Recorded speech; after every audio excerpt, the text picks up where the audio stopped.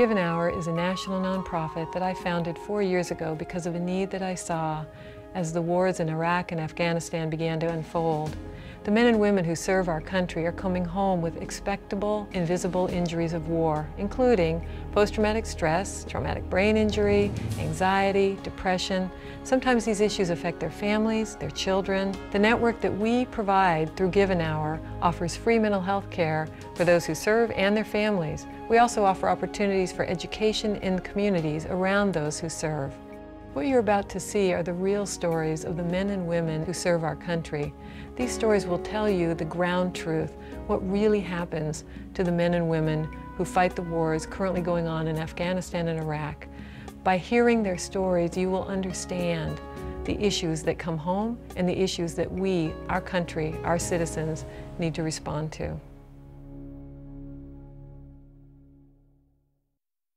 I am George Andreas Pagani. I'm a retired Sergeant First Class from the United States Army. My name is Staff Sergeant Walter Blackston. I was deployed to Afghanistan. My name is Specialist Jennifer Crane. I am a combat veteran of the United States Army. Sergeant John Riddell, U.S. Army 1987 to 2003. It was calm and quiet for the first 2 weeks, and I didn't think it was a big deal. And then we started getting attacked. We were given anti-malaria drugs roughly 3 weeks before we deployed. This is a medication that has serious side effects. We were taking it once a week. And it never stopped. July 22nd, 2003. 2:03 in the afternoon. On our way back towards the ambulance, we were running through this field. 12-year-old boy popped up over a berm with an AK-47. I had no choice. Stuff built up in my system, and it caused serious problems for me. It manifested itself in a total psychiatric breakdown. And the first gentleman stepped on a landmine. It's been 6 years now. I see that kid every single day. When I became conscious again, I was actually in the hospital. He's with me every single day. He's never going away. I really lost it at that point. I lost it as a person. And I think that's when the severe PTSD really started showing. You never forget the screams of him, of the children. Those are things that stay with you for the rest of your life. When I got home, all I wanted to do was stay home, be bunkered down in my house. This is my safety zone, and it took me a long time to get to that point. I went to bed every night sleeping with a 9mm under my pillow, and woke up with that, and that's pretty much how I lived my life for the first year and a half after I got home. I was having pretty severe medical problems, and I just couldn't get treatment. I could not get medical care.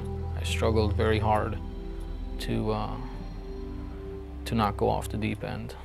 And the first 2 months after I came back were, I remember sitting in my bedroom, locked in my bedroom with my handgun. I would be in my room for days, 3, 4, 5 days at a time without answering the phone, without coming out the room. Dealing with people's lives that I had to deal with, the killings that I did. All those things I had to deal with. And emotionally, I just couldn't take it.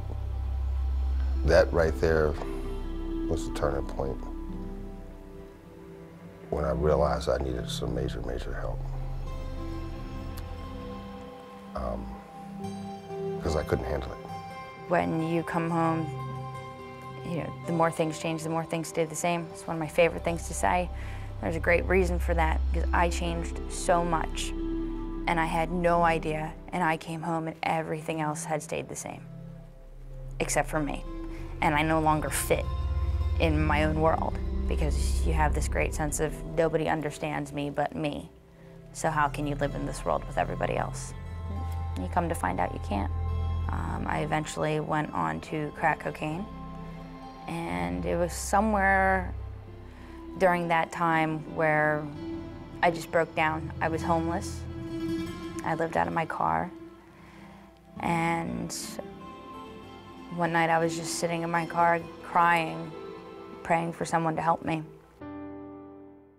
I had to go through a whole plethora of different treatment modalities to just kind of arm myself with, you know, different tools that I could apply on a daily basis, and that would allow me to become self-sufficient, because I wanted to get to the point where I can deal with this myself. It's gotten to the point now where I can live instead of survive. I didn't know the answers, and I had to find out somewhere where somebody could help me to at least try to figure out what I needed to do to be somebody again. And that's when I sought the help through psychiatry. They diagnosed me as having chronic post-traumatic stress disorder. I was then put into their rehabilitation clinic for PTSD. There I met my therapist, who a couple months later said, you know, your therapy here is done. Would you like to continue seeing me? I said, yes, but I can't afford you. I really can't. I'm broke. And she told me about Give an Hour. And I went on their website, and I still see her to this day. I've been with her for a total of almost 3 years now. I believe that everybody, 100% of individuals that go to war, come home with post-traumatic stress. Everybody. Does it become post-traumatic stress disorder? Not necessarily, because everybody deals with it in a different way. It's not just the soldiers that are coming back that need the support. It's our families.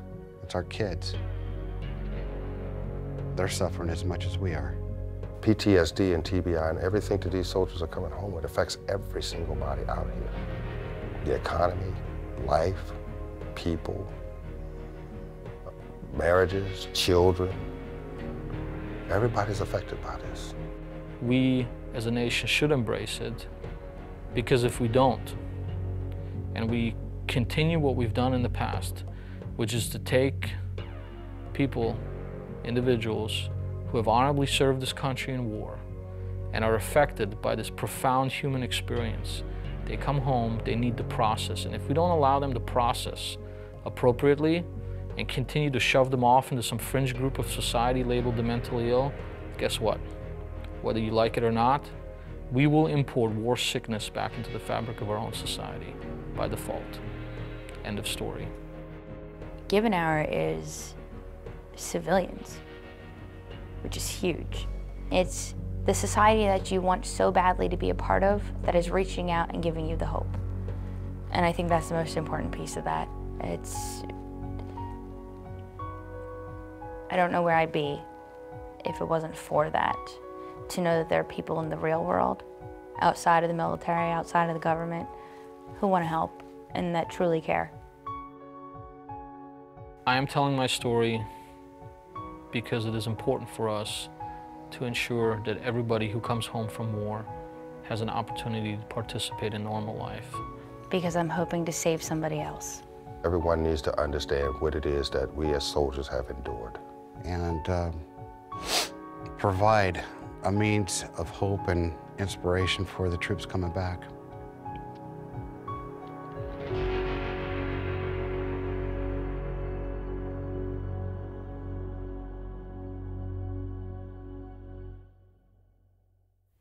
Now that you have seen these stories, the most important thing for you to do is to let the information in.